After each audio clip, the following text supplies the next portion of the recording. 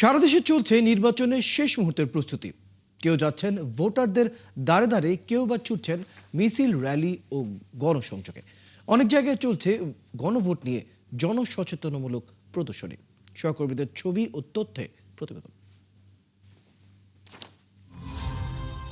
ঢাকা রংপুর মহাসড়ক ধরে ছুটছে ভোটের গাড়ি, থামছে বিভিন্ন জায়গায়। শুক্রবার ঢাকা রংপুর মহাসড়কের গাইবান্ধার গোবিন্দগঞ্জ থানা মোড়ে দেশের চাবি আপনার হাতে শিরোনামে গণভোট নিয়ে করেছে জনসচেতনতামূলক প্রদর্শনী। সিলেটে সাইকেল শোভাযাত্রার মাধ্যমে বিএনপির নির্বাচনী প্রচার হয়েছে।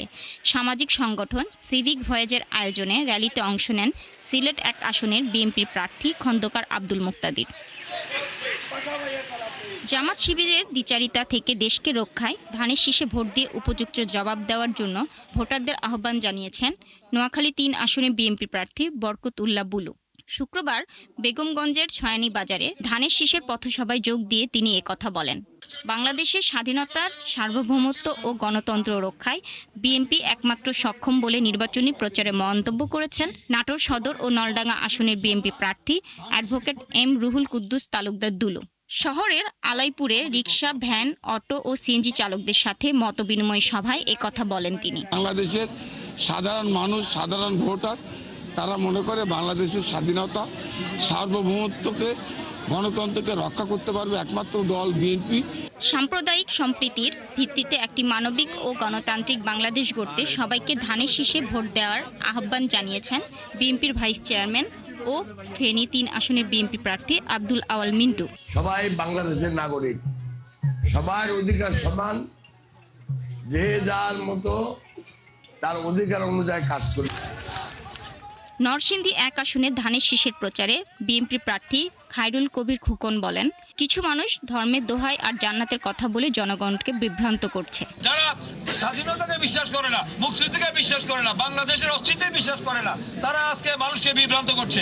চট্টগ্রাম ১২ আসনের বিএনপি প্রার্থী এনামুল হক এনাম কুসুমপুরা ইউনিয়নে নির্বাচনী প্রচার ও গণসংযোগ করেছেন।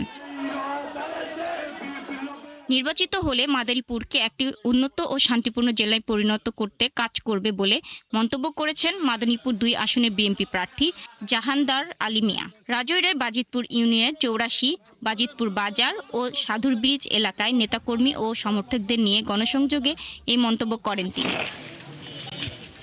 শরীয়তপুরে নির্বাচনী প্রচারে শরীয়তপুর ৩ আসনে বিএনপি প্রার্থী মিয়া নুরুদ্দিন অপু আশঙ্কা প্রকাশ করে বলেছেন, একটি মহল ভোটকে বানচাল করার পায়তারা করছে।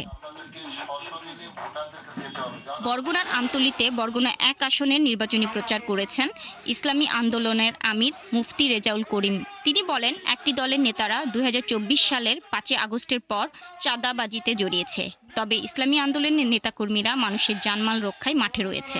আল্লাহ যদি আমাদেরকে বিজয় দান করে, আমরা আল্লাহর ফজলে বাংলাদেশের ১৮ কোটি মানুষের মুখে আল্লাহর ফজলে হাসি ফুটাতে পারবো, কোনো সন্দেহ নেই। জুমার নামাজের পর চট্টগ্রাম ১১ আসনে গণমিছিল করেছে ইসলামী আন্দোলন বাংলাদেশের প্রার্থী। পতেঙ্গার কাঠগড় আলিয়া মাদ্রাসা প্রাঙ্গণ থেকে শুরু হওয়া এই গণমিছিলে দলীয় নেতাকর্মী ও সমর্থকরা অংশ নেন। সুষ্ঠু, অবাধ ও নিরপেক্ষ নির্বাচন আদৌ সম্ভব কিনা তা নিয়ে শঙ্কা প্রকাশ করেন বাগেরহাট ১, ২ ও ৩ আসনের স্বতন্ত্র প্রার্থী MAH সেলিম। শাকিলা সিথি, ৭১।